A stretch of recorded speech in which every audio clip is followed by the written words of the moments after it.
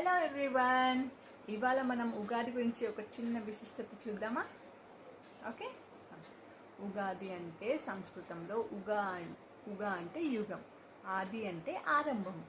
So మనకి ఆరంభం అవుతుందంట, న్యూ ఇయర్ వస్తుందన్నమాట. ఓకేనా? మనకి ఎప్పుడు వస్తుంది ఉగాది? వసంత ఋతువులో. ఎప్పుడు అది?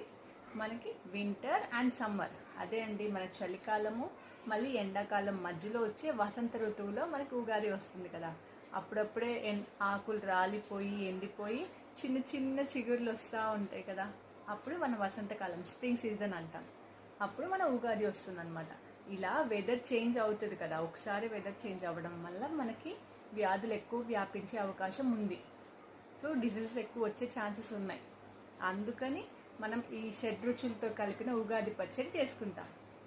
ఈ షడ్రుచులు ఏంటో చూద్దామా? మన ఉగాది పచ్చడి 6 రుచులతో చేసుకుంటాం. ఆ 6 రుచులు ఏంటో చూద్దామా? ఉప్పు, కారం, తీపి, పులుపు, చేదు, వగరు. సో ఉప్పుకి బదులుగా మనం సాల్ట్ని యూస్ చేస్తాము ఉగాది పచ్చడిలో. అది మన బాడీకి ఎలక్ట్రోలైట్స్ ఇస్తుంది అనమాట. నెక్స్ట్ కారానికి బదులుగా మనం మిరియాల పౌడర్ యూస్ చేస్తాం. ఓకే. ఆ మిరియాల పౌడర్లో వల్ల మనకి కోల్డ్ కఫ్ ఏం రాకుండా ఉంటాయన్నమాట. నెక్స్ట్ పులుపు కోసం మనం చింతపండు యూస్ చేస్తాం కదా. చింతపండు మనకి ఏం చేస్తుంది? డైజెషన్ కోసం యూజ్ అవుతుంది. ఓకే. నెక్స్ట్ వగరు కోసం మనం పచ్చి మామిడికాయ తీసుకుంటాము. పచ్చి మామిడికాయ వల్ల మనకి వడదెబ్బ తగులకుండా ఉంటుందన్నమాట. అండ్ తీపి కోసం మనం బెల్లం యూస్ చేస్తాము. బెల్లం మన హెల్త్కి చాలా మంచిది అండ్ చాలా బలం కూడా కదా.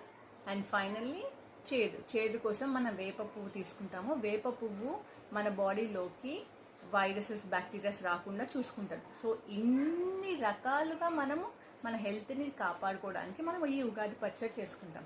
అందుకే ఈ వసంత ఋతువులో ఉగాది పండుగ రోజు మనం ఉగాది పచ్చడి చేసుకుని హెల్తీగా ఉండాలని కోరుకుంటూ దండం పెట్టుకుని మనం ఈ ఉగాది సెలబ్రేట్ చేసుకుందాం.